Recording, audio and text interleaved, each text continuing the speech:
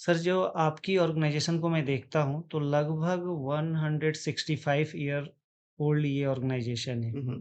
जब आप इसको इंडिया में जब आप ला रहे थे, तो आपके दिमाग में क्या चल रहा था? क्या फ़र्क था कि विदेशी उम्मीदों को और इंडिया का जो वर्किंग कल्चर है ऑफ़िस का, दोनों के बीच में डिफरेंसेस कुछ नज़र आ रहे थे कि इस तरह की चीज़ें होंगी या हो रही हैं? आई एम ग्लैड दैट पता नहीं आपको कहाँ से ये पता लगा कि लोग कहीं ये लिखा हुआ है, इस बारे में ज़्यादा बात करते नहीं है। हाँ, हम चाहते हैं कि अगर जेंडर इज़ हमारा जो डाइवर्सिटी और इंक्लूजन के जो पिलर्स है, अभी भी इंडिया में gender is still a very important area to focus on and we are very focused on that. Sir, आपकी ऑर्गेनाइज़ेशन में मैं जिससे भी बात करता हूँ, तो वो बोलते हैं कि अगर हिंदी का कोई वर्ड आपके लिए फिट होता है, तो वो बोलते हैं एज़ ए इंसानियत इंसानियत लीडरशिप। तो इंसानियत तो बहुत ज़्यादा लीडरशिप में होता नहीं, हर तरह के काम भी करने पड़ते हैं उस चीज़ में। तो इन सब चीज़ों के बीच में आप अपने आप को खुद को कैसे ठीक और एनर्जेटिक रखते हैं और इतने सारे लोगों को आप कैसे सँभाल कर चलते हैं, इतनी बड़ी टीम को? London I find it to be very beautiful, but anything more than anything else, I have a huge amount of love for Delhi. ये एक ऐसा शहर है जहाँ पे आपको visible history of more than 1,000 years is available. Catch hold of the trade winds of your cell, explore, dream, discover. I think that really always has been a quotation which has inspired me a lot. और ये बहुत सच्चाई है मतलब मुझे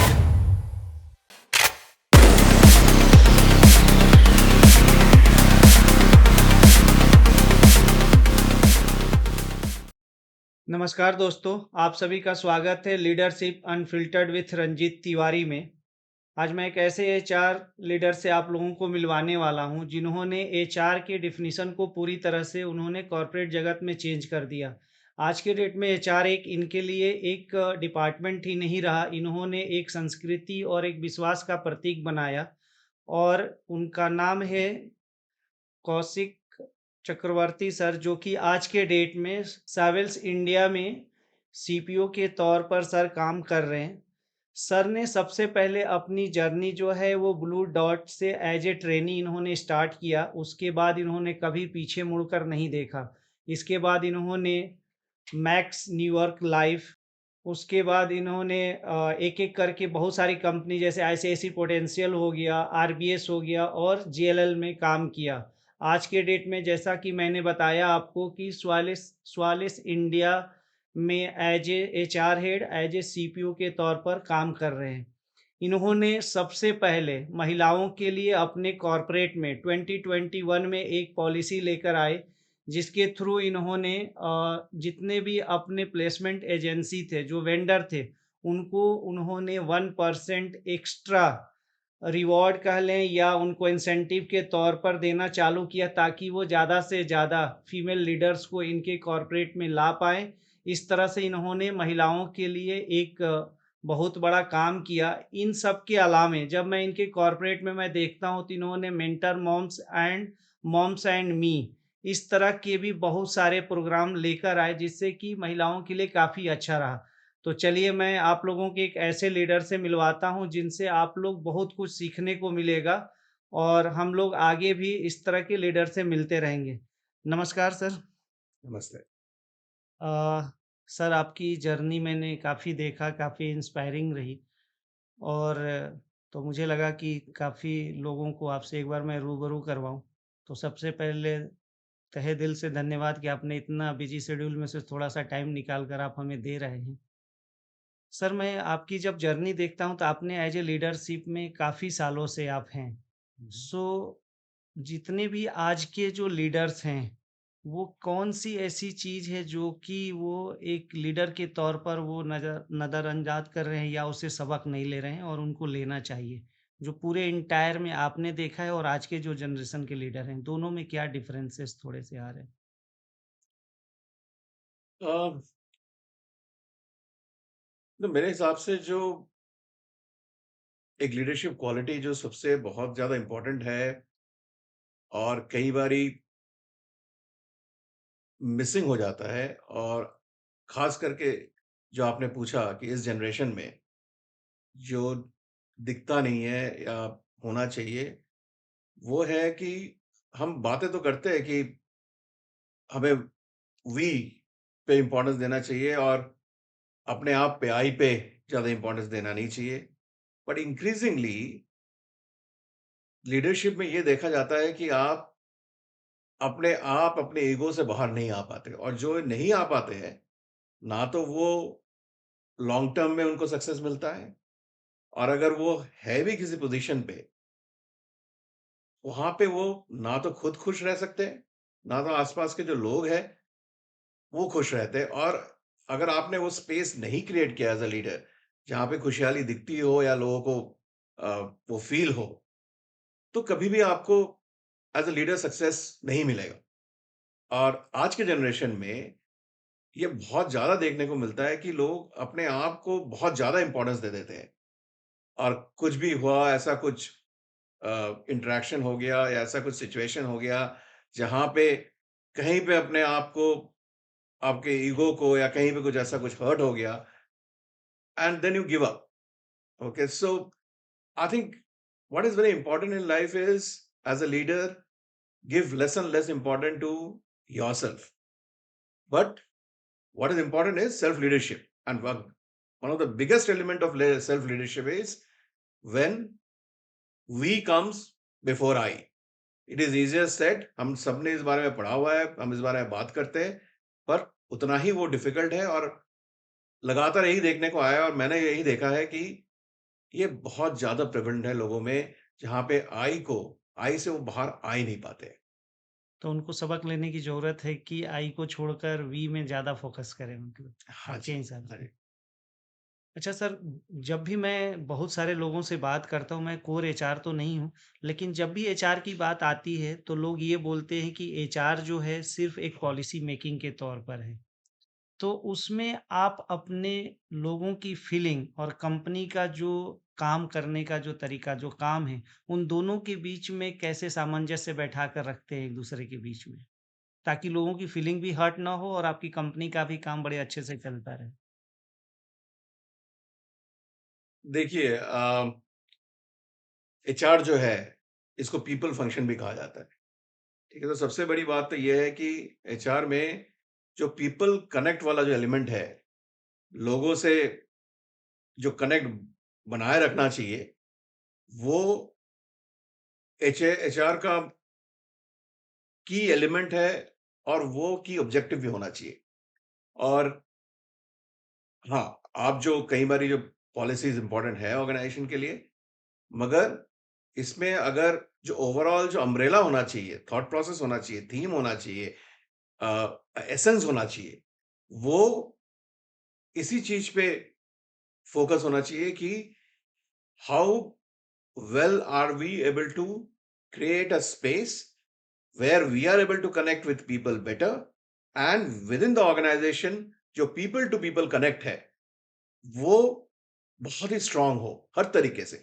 लोग एक दूसरे से जिस तरह से इंटरेक्ट कर रहे हैं, एक दूसरे को जिस तरह से the level of respect that they have for each other, the level of happiness which is visible within an organisation, किस क्या स्पेस है, लोगों को एक दूसरे को वो फ्रीडम दे रहे हैं या नहीं, ताकि वो अपने आप को जैसे कहते हैं कि एंटरप्रेन्योरशिप कल्चर, अपने आप को फ्रीडम मिल रहा है या नहीं, कि वो अगर फ्रीडम ना हो तो इनोवेशन नहीं होगा, इनोवेशन नहीं होगा तो क्रिएटिविटी नहीं आएगी, क्रिएटिविटी नहीं आएगी तो आगे ऑर्गेनाइजेशन बढ़ नहीं सकते। तो इंडिविजुअल को वो तभी मिल सकता है जहाँ पे मोर देन पॉलिसी, वो स्पेस जहाँ पे लोग एक दूसरे को कनेक्ट कर सके और लोगों को वो फ्रीडम महसूस हो। हाँ। ठीक है, वो बहुत ज्यादा इंपॉर्टेंट है।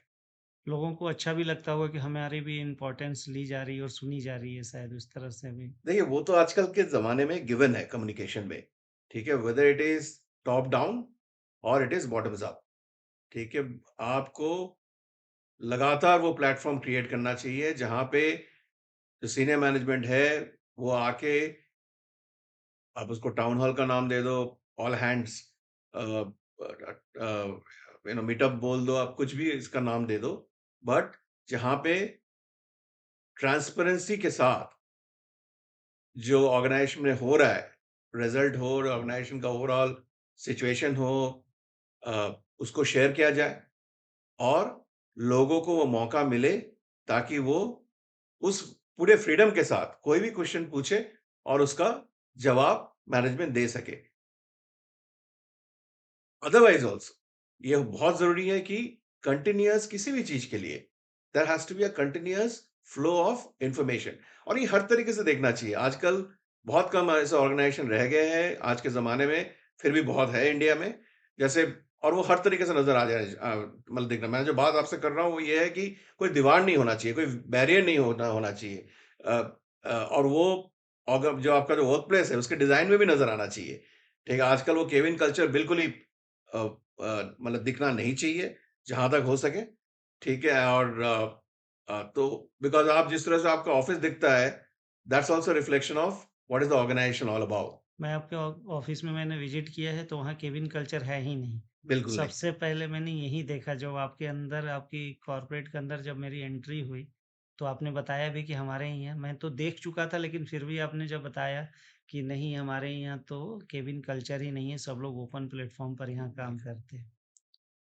सर जो आपकी ऑर्गेनाइज़ेशन को मैं देखता हूँ तो लगभग 165 ईयर ओल्ड ये ऑर्गेनाइज़ेशन है। हुँ, हुँ। जब आप इसको इंडिया में जब आप ला रहे थे, तो आपके दिमाग में क्या चल रहा था? क्या फ़र्क था कि विदेशी उम्मीदों को और इंडिया का जो वर्किंग कल्चर है ऑफ़िस का, दोनों के बीच में डिफरेंसेस कुछ नज़र आ रहे थे कि इस तरह की चीज़ें होंगी या हो रही हैं?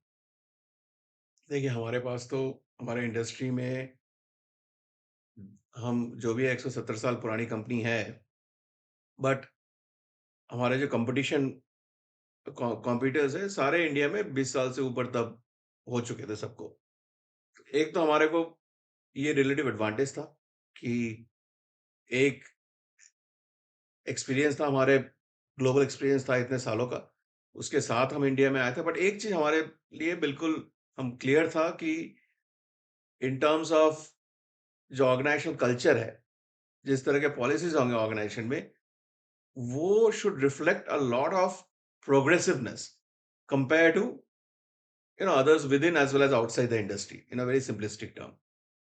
So that was something very clear कि हमारे जो ग्लोबल गुड प्रैक्टिसेस है हम उनको इंडिया में इम्प्लीमेंट करेंगे और इंडिया सेंट्रिक जो चीजें हैं पॉलिसीज है हम उन चीजों को अलग दिखना चाहिए वो डिफरेंट होना चाहिए और शायद इसीलिए पहले साल से लेके इस साल मतलब 6 साल हुए हमारे ऑर्गेनाइजेशन को और every 6 year we have become a great place to work. Out of that, 4 years we were in top 100. और ये आसान नहीं है एक ऑर्गेनाइजेशन जो सिर्फ शुरू ही हुआ है जिसका ऑपरेशन इंडिया में उसके लिए लगातार पहले साल से लेके ग्रेट प्लेस टू वर्क होना बट ज्यादा इंपॉर्टेंट सर्टिफिकेशन की बात नहीं कर रहा हूँ बट उसमें ये होता है कि कम से कम आप कॉन्स्टेंटली एक तो सर्वे होती है उसको हम बहुत सीरियसली लेते हैं तो जिसे कहते हैं voice of people so voice of people is something which we have been working on from day one तो हम किसी भी तरीके से हम कॉन्स्टेंटली उस फीडबैक को बहुत सीरियसली लेते हैं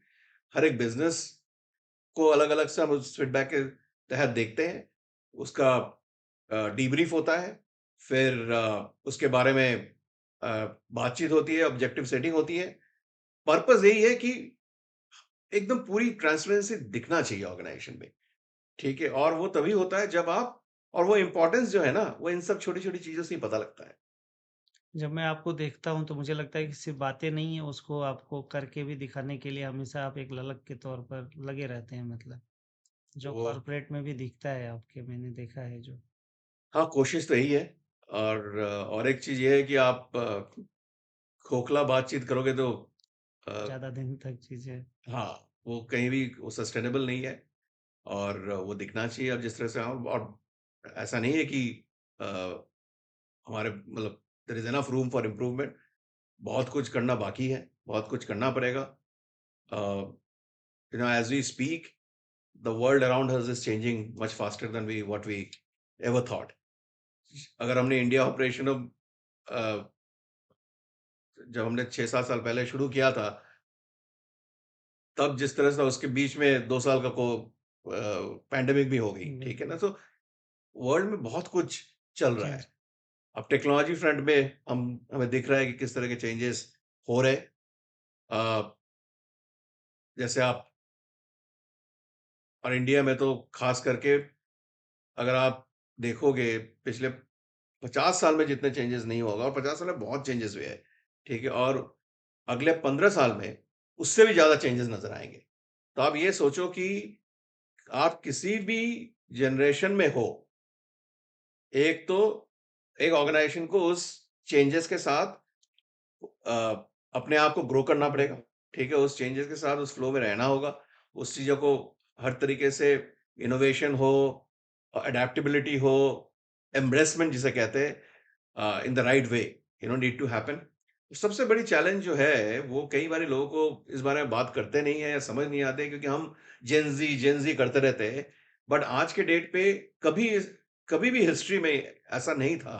आज के डेट पे एक ऑर्गनाइज़ेशन में 4 जनरेशन इकट्ठे काम कर रहे हैं, ठीक बिल्कुल। है? आप वो जेन एक्स ले लीजिए, जेन वाई ले लीजिए, जेन ज़ी ले लीजिए और कई बारी तो आपको एलिमेंट ऑफ मतलब जैसे हमारे ऑर्गेनाइजेशन में हम नॉर्मली बातें करते हैं कि in principle we don't have a retirement age, globally also we don't have. Now इसका वो ये है कि हम हमारा जो डाइवर्सिटी और इंक्लूजन वाला जो पॉलिसी है, उसमें भी हम यही कहते हैं generation is one of our age is one of our key area. उसका मतलब ये है कि हर जनरेशन के लोग एक ही रूफ के अंदर हम चाहते हैं कि दिखना चाहिए और काम करना चाहिए क्योंकि हर हर तरीके के लोग हमें चाहिए, ठीक है? हर तरीके के जनरेशन के लोग हर तरह के फ्लेवर लाते हैं, हर तरह के एक्सपीरियंस लाते हैं। तो हर तरह के इस तरह के चेंजेस हो रहे हैं और इस ऑर्गेनाइजेशन को उस तरह से चीज़ों को देखना चाहिए और उस तरह से अपने काम को और पीपल पॉलिसीज़ को उसी तरीके से अप्रोच करना चाहिए। सर मैंने अभी आपके सबसे पहले मैंने पढ़ा भी था, देखा भी उसमें। आप जो फीमेल लीडर्स के लिए जो कर रहे हैं, जो आपने अपने जितने भी वेंडर्स हैं, जो आपके रिक्रूटमेंट एजेंसीज हैं, उनको आप 1% का जो जो बोनस या जो भी इंक्रीमेंट आप उनको दे रहे थे, या मेंटर मॉम्स या मॉम्स एंड मी, इस तरह का कल्चर क्या कहीं से दबाव था कि नहीं आपको लेकर आना है, या खुद की आपकी ये सब चीजें आप अपने आप पर ही खुद करते रहते हैं, ये सब तरह की चीजें? आई एम ग्लैड दैट पता नहीं आपको कहाँ से ये पता लगा कि लोग कहीं ये लिखा हुआ है, इस बारे में ज़्यादा बात करते नहीं है। हाँ, हम चाहते हैं कि अगर जेंडर इज़ हमारा जो डाइवर्सिटी और इंक्लूजन के जो पिलर्स है, अभी भी इंडिया में gender is still a very important area to focus on and we are very focused on that. Uh, at the end of the day, we are into real estate consulting. Now, real estate may to get leadership talent is not easy. Uh, there is still a way of looking into the industry. You won't find too many women in some of the areas of real estate. But so we are very clear that we want to have the right kind of woman talent within the organisation और उसके लिए जो भी करना चाहिए जैसे mentor mom कहते हो आप मतलब इसमें ये है कि हम अ, जब if somebody is in the family way we try to mentor that person from the time that the person gets into maternity leave to the time that the person slowly and steadily comes back to work. So there are various kinds of we try to make a very progressive environment. It's a very different way we try to welcome our women back from a maternity leave or something like that. So there are multiple practices around it where if not anything else we just want to ensure that we have the right women talent, which is very important for any organization today, or it should be a very safe place for women to work. Sir, आपके organisation में मैं जिससे भी बात करता हूँ, तो वो बोलते हैं कि अगर हिंदी का कोई वर्ड आपके लिए फिट होता है, तो वो बोलते हैं एज़ ए इंसानियत इंसानियत लीडरशिप। तो इंसानियत तो बहुत ज़्यादा लीडरशिप में होता नहीं, हर तरह के काम भी करने पड़ते हैं उस चीज़ में। तो इन सब चीज़ों के बीच में आप अपने आप को खुद को कैसे ठीक और एनर्जेटिक रखते हैं, और इतने सारे लोगों को आप कैसे सँभाल कर चलते हैं, इतनी बड़ी टीम को? नहीं, अगर आप इंडिविजुअल मेरे ख्याल से किसी भी इंसान के लिए किसी भी अब उसका जो भी है वो किसी कंपनी में किस पोजीशन में हो जो भी है that is not important what is important is कि ये जो जर्नी है as a human being and specifically if you are in the corporate world there is enough balances that you need to keep. तो मेरे लिए या मैं जिस अगर आप मेरे से पूछोगे कि मेरा क्या वो है, मैं जैसे 1 घंटा सुबह कुछ भी हो जाए, मैं अपने हिंदी में जिसे साधना कहते हैं, मेरा अपना है मतलब मैं योगा करता हूँ। जैसे इस साल मेरी सबसे बड़ी अचीवमेंट सो फार इन 2025 ये है कि almost every day I have done it. Okay, so कुछ भी हो जाए, कहीं पे भी मैं टूर पे हूँ, कहीं पे भी हूँ, अ, मैं पहला चीज़ जो करता हूँ जब होटल में चेक इन करता हूँ कि पूछता हूँ कि यार योगा मैट है या नहीं, ठीक है? तो ये मेरे लिए इम्पोर्टेंट है और मुझे लगता है कि wellness is the key to success of any human being, not that I have been always good at it, but yes, I think uh, I have improved, done well, and today एक तरह से ये मेरे लिए एक addiction की तरह है, ठीक है? तो जहाँ तक हो सके आई थिंक वो जो बैलेंस है लाइफ में, और वो बहुत इम्पोर्टेंट है। सर मेरा तो ये मानना है कि कितना भी बैंक बैलेंस, कितनी भी शोहरत आपको हासिल हो जाए, लेकिन अगर आपका हेल्थ सही नहीं है, तो आप कितना भी बड़े एम्पायर क्यों ना खड़ा कर ले, फिर भी आप एकदम बिल्कुल ज़ीरो ही हैं मतलब उस चीज़ के लिए। मैं तो इसमें लगभग आपसे तो बहुत कम एक्सपीरियंस है, लेकिन फिर भी 25 साल से तो मैं वेलनेस में कर ही रहा हूँ और देख रहा हूँ। अब तो ऐसे औ में और मैं पहला शख्स है कोई अभी मुझे कॉर्पोरेट में जो मिला है कि जो कि रेगुलर 365 दिन योगा जो है वो 1 घंटा करने वाला मतलब, तो ये मेरे लिए भी थोड़ा-सा सरप्राइज़ है कि इतनी भाग-दौड़ भरी लाइफ़ में आप इतना ईज़ी वे में इसको आप कर लेते हैं मतलब। नहीं, अभी तो हाँ, इस मैं यही बोल रहा हूँ कि इस साल तो मैं इसमें काफ़ी रेगुलर रहा हूँ और कर पाया हूँ। सर ज़रूरी नहीं मेरे है कि ज़िंदगी भर ऐसा रहा है, मगर ये बहुत इम्पोर्टेंट है, ठीक है? आपके लिए कुछ ना कुछ एक एंकर होना चाहिए, ठीक है? जिसमें आपको अपने आप से अगर आप कनेक्ट नहीं कर पा रहे हो, तो उतना ही डिफ़िकल्ट होगा जो हर तरीके के चैलेंजेस देखिए लाइफ़ में चैलेंजेस की कमी नहीं है, बिल ठीक है? सो आपने जो बात कही आपने, जो कहते नहीं है कि आप you spend all your life you know basically earning, creating your wealth, and then you basically spend all your wealth in saving your health. Bill okay, आप अगर उस चीज पे आप वो लाइफ अगर आपको नहीं चाहिए तो ये बहुत इंपॉर्टेंट है। There is no greater wealth than health. Yes, I mean I am also a work in progress और कोशिश कर रहा हूँ और मेरे ख्याल से मैं इस जर्नी में हूँ। एक अलग है, देयर इज अ पैरेलल आपको डिफ़रेंस भी दिख रहा होगा सर ना, अगर आपने पूरे डिफरेंस है। दिन आई को have a spiritual I hmm, mean I have a spiritual. मैं थोड़ा बहुत अद्वैता, नॉन डुअलिटी जिसे कहते हैं, उस पे आजकल बहुत ज़्यादा I am trying to study and trying to know, so I those are things which works as anchor for me. I have been involved with Art of Living when I was in my 20s। मैंने तो वहाँ पे एक बड़ा famous वो है कुली project था। वहाँ पे मैंने नई दिल्ली रेलवे स्टेशन में कुलीज़ को मेडिटेशन कराता था। ठीक है, ओह! कई de-addiction hundreds of coolies became de-addicted. ठीक है, सो और वो मैं एक तरह से तब मैं 20s में था। एज़ अ अब पैशन और ये सब सर। हाँ, तो मैं बोल रहा हूँ तो फिर मैंने कई तरह के मेरा रहा है। I have been introduction leader in Landmark. मैंने पूरा करिकुलम किया हुआ है लैंडमार्क का, लैंडमार्क फोरम जिसे कहते हैं। तो मेरे ख्याल से ना ये सब चीज़ें मेरे ख्याल से कि लाइफ में इम्पोर्टेंट है कि आप अपने आप को इस हर तरह के इंटरेस्ट होना चाहिए, but a spiritual anchor is something which is very important because that really helps you navigating lot of challenges in life far better. Sir मैं अब आपसे ना बहुत ही सिंपल वे में बहुत छोटे-छोटे से क्वेश्चन पूछूँगा just like a rapid fire mode में। तो ठीक है? आपको सिर्फ़ एक-एक लाइन घबरा में रहा हूँ उसका अब मैं, हाँ, इस तरह तो से। उस ओके, तो उसको एक-एक लाइन में आपको जवाब देना ठीक है। है जी। सर एक ऐसी भाषा जो आप हमेशा से बोलना चाहते थे, एकदम frequently?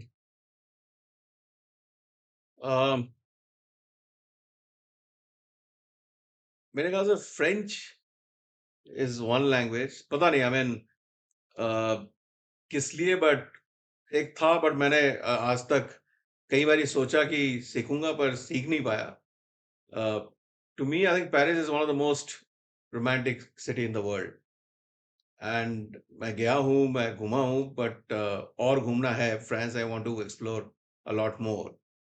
I think it is more to do with romanticism बोलिए या जो भी है, बट या maybe French is one language which मैं सीखना चाहता था, पर सीखा नहीं। सर, जो लोग आपके साथ काम करते हैं, आपकी टीम में, उनकी ऐसी कौन-सी छोटी-सी चीज़ है जो आपको बहुत ज़्यादा पसंद आती हो?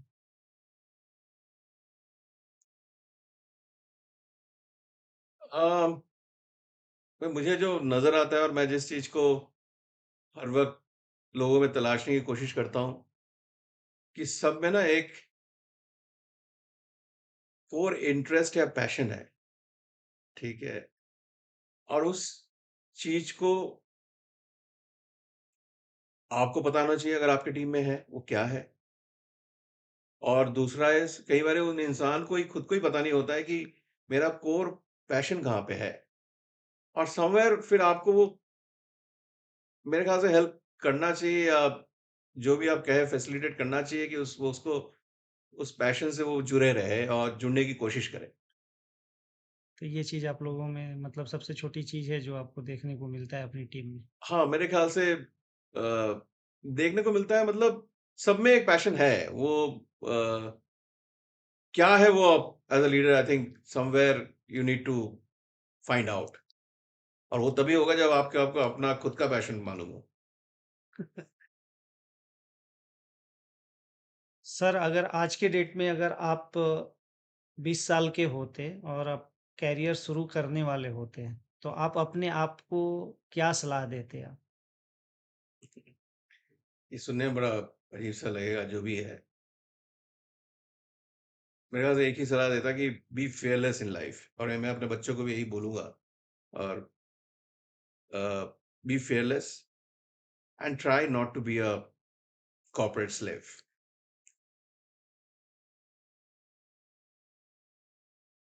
अगर आप अपनी पूरी एंटायर जर्नी के ऊपर अगर कोई बुक लिखनी हो, तो उस बुक का नाम क्या हो?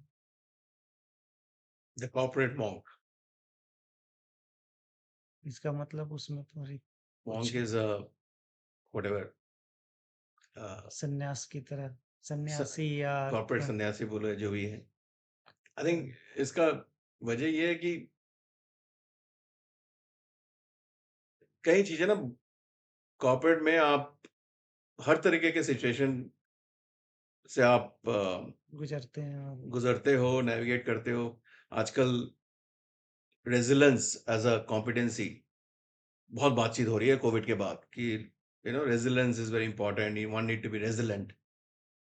But if I look into my life, I think I have been quite resilient. अगर जो भी है, मतलब जो भी थोड़ा बहुत नेविगेट कर पाया मैं, एक चीज़ है कि I have been quite resilient, with various situation to various situation, and I have been that has helped me navigate a lot of things, और वो तभी हो पाया है जहाँ पे मैंने बड़ा डिटैचमेंट के साथ कई चीज़ों को देखा है, और वो तभी, और इसीलिए मैं कह रहा हूँ corporate monk in the sense, वो कहते नहीं है कि आप में डिटैचमेंट होनी चाहिए।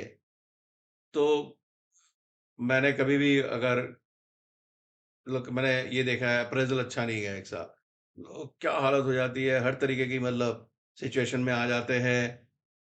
हर तरीके की चीज़ें हुई है, सबके साथ जैसे होती है, but I think I have remained quite detached with lot of things, and I think that's important. HR के बारे में बहुत सारे लोग जो गलत वर्ड बोलते हैं, कोई ऐसी चीज़ जो कि नहीं बोलनी चाहिए लोगों को? नहीं बोलनी चाहिए एचआर के बारे में।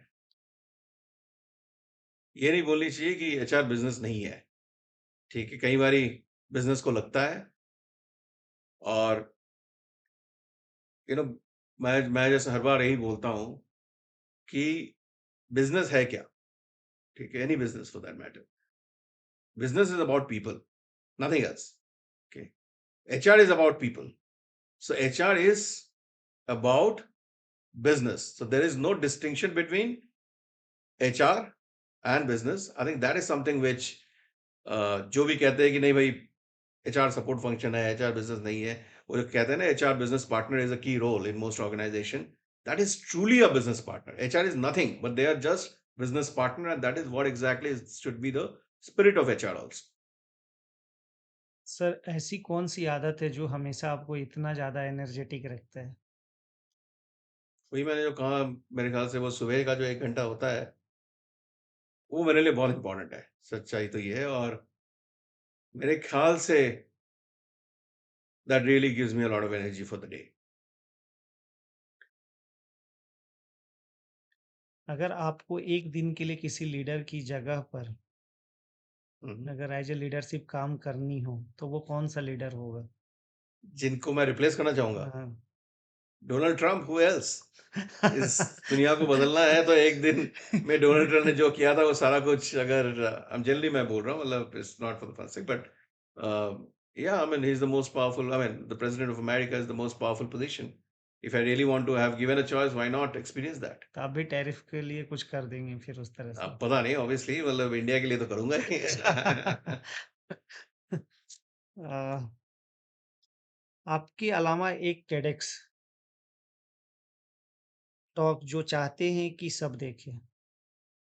ऑनेस्टली मेरा ना ऐसा कुछ है नहीं कि this is my favourite Ted talk, and सच्चाई तो ये है कि मेरे ख्याल से ऑफ लेट मैंने बहुत ज़्यादा टेड टॉक एक्सप्लोर भी नहीं किया है।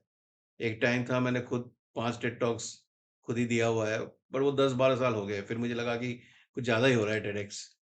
तो उसके बाद मैंने बंद कर दिया था। तो obviously there is not much, but कई बारी मुझे ग्लिम्पसेस मिलते हैं कई टॉक्स के। बट कुछ है जो मैं मुझे अच्छा लगता है। एक तो है अगेन स्पिरिचुअल साइड में, स्वामी सर्वप्रियानंद करके है। He is also called the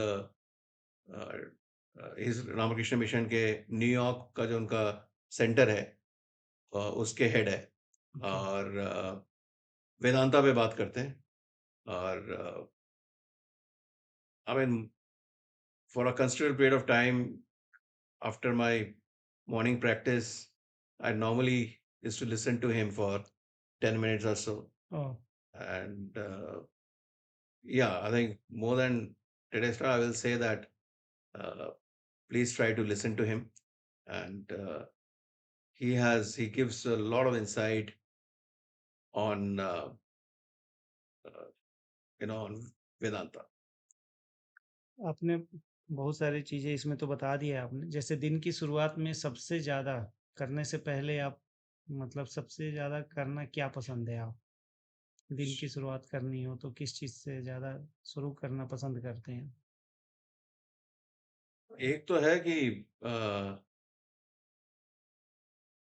मतलब मेरे जो रूम से बेडरूम से मतलब बैल्कनी है एक थोड़ा-सा, और वहाँ से अ, बिल्कुल खाली नज़र आता है। लगभग मैं गुड़गाँव में रहता हूँ, लगभग एयरपोर्ट वाली जो रोड है वो पूरा नज़र आता है। तो somehow I try and see in whatever form the sun is there, और वो पर्दे हटा के get a little bit of wind, sun, and a lovely view in front of you. That is one. But अगर in terms of again जो I try to quickly get into my yoga after that. Sir ऐसा कौन-सा शहर है जिसको देखकर आप चौंक जाते हैं? मतलब पॉज़िटिव वे में? देखिए मैंने कई दुनिया के शहर देखे हुए हैं, मतलब main, but I think the most beautiful city that I found is London. There's no question around it. And I was very happy when my daughter uh, went to London for her studies. मतलब मैं New York हो, Paris हो, रोम हो, हमें जो इस तरह के जो शहर है, the London I find it to be very beautiful. But anything more than anything else, I have a huge amount of love for Delhi. ये एक ऐसा शहर है जहाँ पे आपको visible history of more than 1000 year is available to you.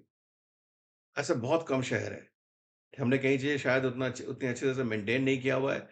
But अगर अब मुझे बहुत इंटरेस्ट है हिस्ट्री और हेरिटेज में, जैसे आज मैं हमारा जो ये गुफ्तगू हो रहा है, उसके बाद अगले 1 घंटे के अंदर फिर मैं पुराने किले की तरफ जाऊँगा। वहाँ पे इंटैक का एक वॉक है। अ, और मुझे इस तरह की चीज़ बहुत अच्छा लगता है और ये आपको दिल्ली शहर ही दे सकता है। ठीक है? ऐसे कई जगह है, कई ये है तो if you really internationally I think I love London for its beauty. But अगर आप मुझे कहा जाए कि किस सिटी के साथ आपका इमोशन जुड़ा हुआ है, वो दिल्ली ज़रूर वो शहर है। सर आपका कोई ऐसा हिडन टैलेंट? हिडन टैलेंट, पता नहीं हिडन है या नहीं बट आजकल मैं वो ज़्यादा कर नहीं पाता हूँ but I used to love recitation जिसे कहते हैं ना कविता पाठ जिसे कहते हैं specially in Bengali and there was a time my childhood and all I used to continuously have won recitation competition especially of Rabindranath Tagore. Tagore is something but कई है एक तरह तो पोएट है बंगाल के जिनके पोएम्स बड़े अच्छे लगते हैं। समय उतना मिलता नहीं है बट मेरे ख़्याल से मैं अभी भी रिसाइटेशन वग़ैरह काफ़ी ठीक-ठाक कर लेता हूँ और मुझे बहुत वो मेरा शायद हिडन टैलेंट है। सर अ, कुछ ऐसी पंक्ति जो हमारे सुनने वाले लोग हैं ज़र उनके लिए एक मोटिवेशनल कुछ इस तरह से रहे, अगर 2 लाइन कुछ याद हो अगर बोलना चाहें आप उनके लिए? in terms of favorite quotation, I think this quotation from Mark Twain, uh, I always found it to be very inspiring, which is, I hope I am able to give it right. Uh, 20 years from now, you will be disappointed more by the things that you didn't do than the things that you have done. So throw away the bowlines, sail away from the safe harbor, catch hold of the trade winds of your sail, explore, dream, discover. I think that really always has been a quotation which has inspired me a lot. और ये बहुत सच्चाई है मतलब ये जो एक word है ना हिंदी में काश मैं ये करता, काश ये मैं होता। होता, काश मैं ये उस वक़्त कर लेता। तो उससे मतलब स्पेशली इस प्रेज़ेंट जनरेशन हो या ज़िंदगी में जो-जो इच्छाएँ हैं, जो चीज़ें आप को जिससे आपको एनर्जी मिलती हो या जिस चीज़ को से आप इंस्पायर्ड होते हो, आप करना चाहते हो, वो आप कर लो। ये ना हो कि 20 साल बाद you know a, you regret about it. अफ़सोस हो ओके कि मैंने ये नहीं एंड किया। and that is the story of most human life. I think this quotation clearly defines it so well. Thank you so much sir इतना अच्छा conversation के लिए, और हम लोग उम्मीद करेंगे कि फिर नेक्स्ट टाइम कभी मिलेंगे, आपसे बात करने के लिए काफ़ी इच्छा हो रही है। लेकिन टाइम को ध्यान में रखते हुए आपको भी निकलना है। तो आप लोग इसी तरह leadership unfiltered with Ranjit Tiwari को देखते रहिए, और यहाँ पर बहुत ही अच्छे-अच्छे लीडर्स आपको कॉर्पोरेट जगत को मिलेंगे, जिससे कि हम और आप काफ़ी चीज़ें सीख सकते हैं। तो इस चैनल को आप लोग लिंक्डइन, यूट्यूब, इंस्टाग्राम, स्पॉटिफ़ाई हर जगह आप लोग इसको देखें, सुनें और इसको सब्सक्राइब करें, ताकि बाकी लोग भी इसको इस तरह से देख पाएँ और सुन पाएँ। Thank you.